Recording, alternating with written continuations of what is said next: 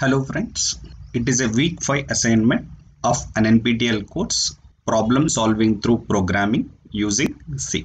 Coming to first question, the question is what will be printed when the following code is executed? Some program code is given and options are mentioned. Always program execution starts from the main function. As soon as it entering into the main function, the value of I is initialized to 0, this statement. Now here it is a for loop. In the for loop, there is no initialization, only we have a condition that I value is less than or equal to 9. The current value of I is 0, less than or equal to 9 is true. Because 0 less than or equal to 9 true, it is entering into the for loop. Here it is a statement I plus plus, incrementing the value of I to 1, printing the value of I, that is 1.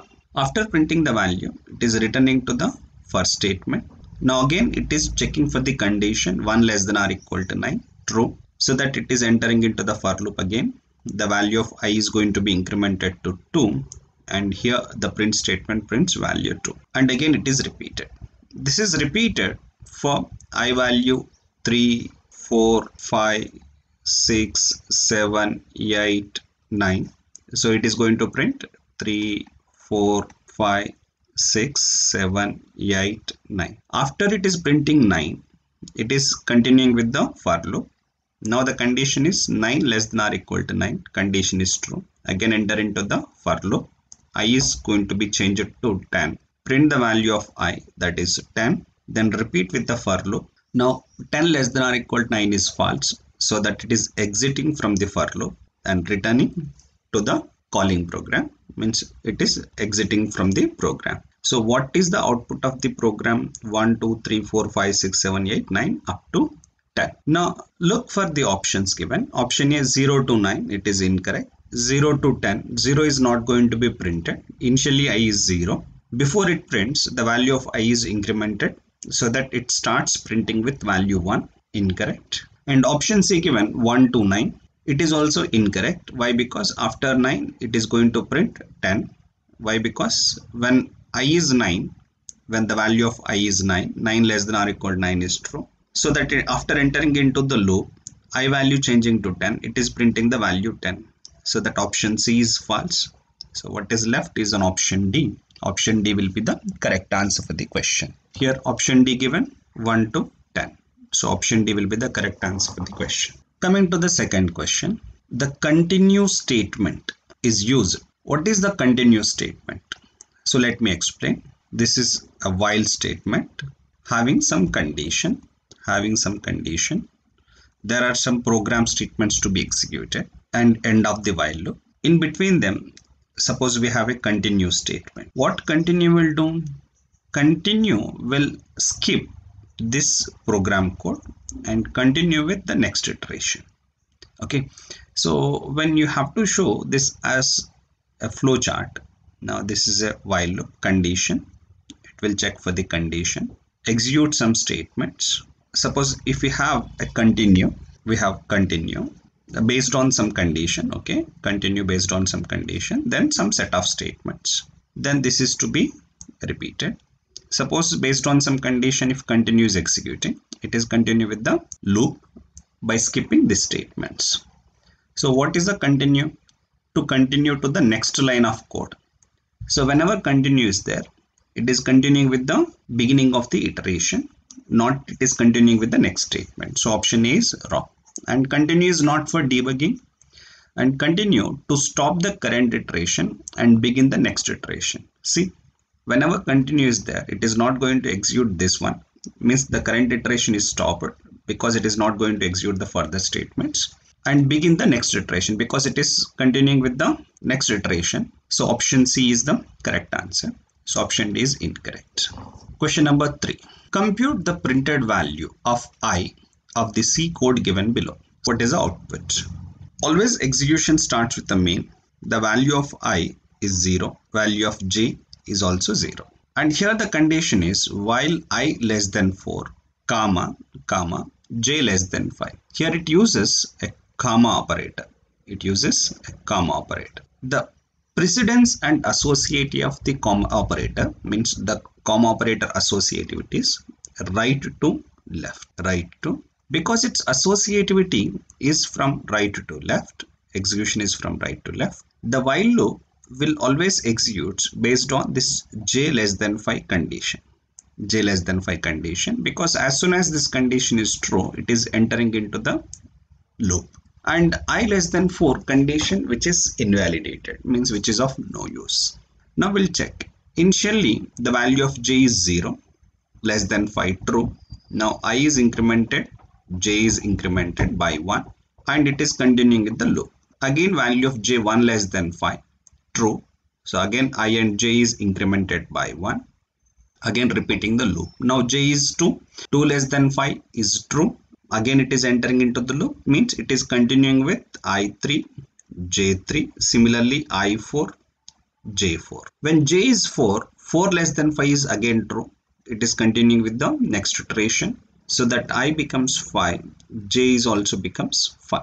After I and j becomes 5, again it is repeating with the next iteration. Now value of j is 5, less than 5, false, so that it is exiting the loop. Next it is printing the value of I and j. So that what value of I and j, now currently after exiting from the while loop, the value of I is 5 and value of j is also 5.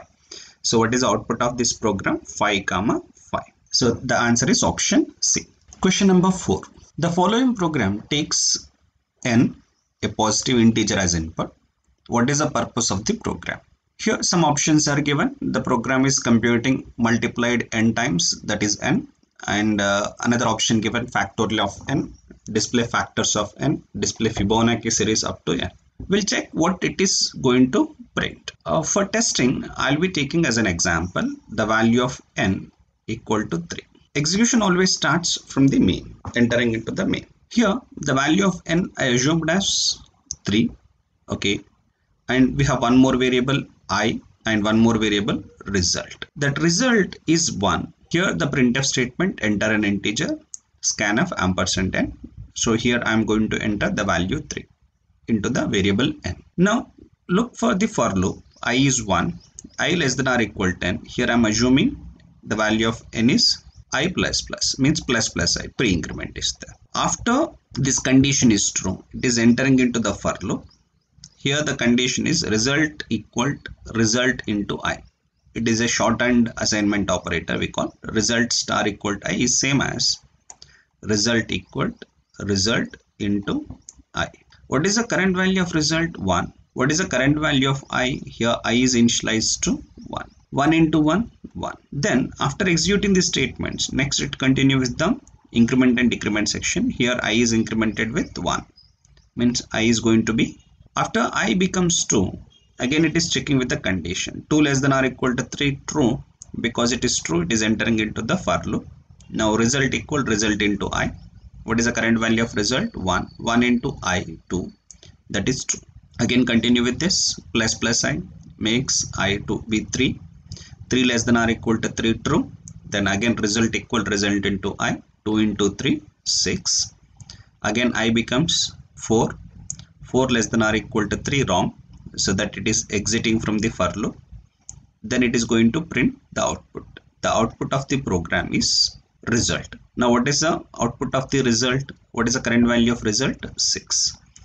Now what is this 6? When I took n as 3, now 3 is multiplied, means if I took n as 3, this result is multiplied with 1, 2, 3 and 4, means it is 1 into 2 into 3, because n is 3. 1 into 2 into 3, which is equal to 6. This is considered as a factorial of a number. This is factorial of a number. So means what for the program? The program is to find the factorial of a given number. So answer for the question is option B. Question number 5. What will be the output of the following program? Program execution starts with the main. This program uses a switch statement. In the switch statement, we have one printf statement, printf IIT, so that it is going to print IIT in the output, and printf is a predefined function. The return value of printf is integer. The return value of printf is integer, which is going to return the number of successful characters outputted. The number of successful characters that are outputted. How many characters it is outputted? 3 characters. So the return value of printf is now 3. Now it is the statement switch of 3. Switch of 3 means this is going to execute the third case. What is the third case? Printf Madras. So that it is going to print Madras in the output. Then we have a break statement so that it is exiting from the program. So what is the output of the program? IIT Madras. That is an option C. Friends, here you have to remember what is the return value of printf statement. The return value of printf statement is integer, which is returning the number of successful characters that are outputted. This is important because here 3 characters are it is outputted. So the printf is returning the number 3, so that it is switching to the third case so that it prints Madras. So the output of the program is IIT Madras. Coming to question number 6. What will be the output? Here you look, if condition is there, 0 and 1. In programming, 0 we use for the false statement and non-zero, here I am writing non-zero, we consider as a true. Now it is false and true. False and true, it is false. Here it is an OR operator. 1 is true. -1 is also a non-zero condition. Non-zero is true. True and true, true. Between them we have an OR operator. False or true, which is equals to true. It means the result of this conditional expression inside the inside the if statement is true. Because condition is true, it is going to print the true part of the if statement. The true part of the if statement is condition is true. So the output of this program is condition is. So answer for this question is option A. Question number 7. What will be the output of the following code? Int main, int c equal to 1, the current value of c which is equals to 1. While c less than or equal to 5 means 1 less than or equal to 5, this condition is true, so that it is entering into the while loop. In the while loop, here is a if statement. If c equal to 3 means 1 equal to 3 is incorrect, so it won't execute the break statement. So it is continuing with the print statement. Printf %d(c). So here it output the value of c. The value of c is 1. Next, c is incremented by 1, that is 2. After incrementing 2, it is continuing with the while statement. Now what is the value of c? 2 less than or equal to 5, true. 2 less than or equal to 5 is true. So it is entering into the while loop. Now if condition is 2 equal to 3 is wrong, because 2 equal to 3 wrong, it won't execute the break statement. It continue with the print statement. Now it is printing the value of c. Now what is the current value of c? 2. The next c is incremented by 1, that c is changes to 3. Now 3 less than or equal to 5 condition is true, entering into the while loop. Now 3 equal to 3 condition is true, so that it is executing the break statement. What is break? Break is to exit from the current loop or breaking the current loop statement. What is a current loop statement? This while statement. This while loop statement is to be executed because of the break statement executed, so that it is returning to the calling program, that is program is exiting. So what is the output of the program? 1 and 2, that is an option C. Coming to question number 8. What will be the output of the C code? Here character x is initialized to 0. X is initialized to 0. For it is a first statement. X is 0. X less than or equal to 127. X plus plus print the statement. It is a for loop. Now initial value of x is 0. It is printing the value of x. Observe friends, x is declared as a character, but it is printing its integer equivalent. It is printing its integer equivalent means this x is 0 is to be printed as an output. After printing, x is incremented by 1. Because x is taken as a character, printing integer, it is going to print the ASCII value, ASCII character of the program. Okay, I'm going to re-record it. Coming to question number 8. The question is, what will be the output of the C code? Here in the main function, x is initialized to 0. And what is x? X is a character, but which is initialized with an integer 0. And its ASCII character will be stored into x. And here, size of character is 1 byte. 1 byte, which is equals to 8 bits. So the range of values for the character variable, which is equals to minus 2 to the power of 7 2 plus 2 to the power of 7 minus 1, which is equals to minus 128 2 plus 127. Okay, this range is required to answer the question. Now value of x is 0. 0 less than or equal to 127 is true. So the printf will print the value of x is 0. Now x is changes to 1. 1 less than or equal to 127 true. Again print the value of x 1. Now x is changes to 2, 3, 4 up to 127. So that it is printing 0, 1, 2, 3 up to 127. After it is printing the value of x 127, next x is going to be incremented by 1. This 127, when it is incremented by 1, friends, tell me what is the next number? Is it 128? No. Why? Because the range of values that can be stored into a character variable is minus 128 2 plus 127. As soon as the value of x is 127, then when you increment that x by 1, it is changes to minus 128. Means it is again repeating with the initial values. Means plus 127 added with 1, it becomes minus 128. Now what is the value of x? Minus 128. Now minus 128 less than or equal to 127 true. So that it is going to print the value minus 128. Next x is incremented by 1. Now when minus 128 added with 1, it is going to become minus 127. So it is going to print minus 127 and so on until 0. Then again x is incremented by 1. Again it is 1 to 127. After incrementing 127 with 1, it is going to become minus 128. Means again minus 128. So that what is going to happen? 0 to 127, then minus 128 to 0, again 1 to 127, again minus 128 to 0, 0 to again 1 to 127 and so on. It is going to be repeated infinite number of times. Why? Because this condition x less than or equal to 127, it is always going to be true. So that this loop is repeating for infinite number of times, printing the output 0 to 127, then again minus 128 to 0, again 1 to 127. This process is going to be. So the answer for the question is infinite loop, printing the values 0 to so on. So this is matching with an option C. So C will be the answer for the question. Coming to question number 9. The following if block inside a function is intended to check whether n is a leap year. The question is for leap year. The expression in the blank is. The expression in the blank is. Here where is a blank? Here is a blank.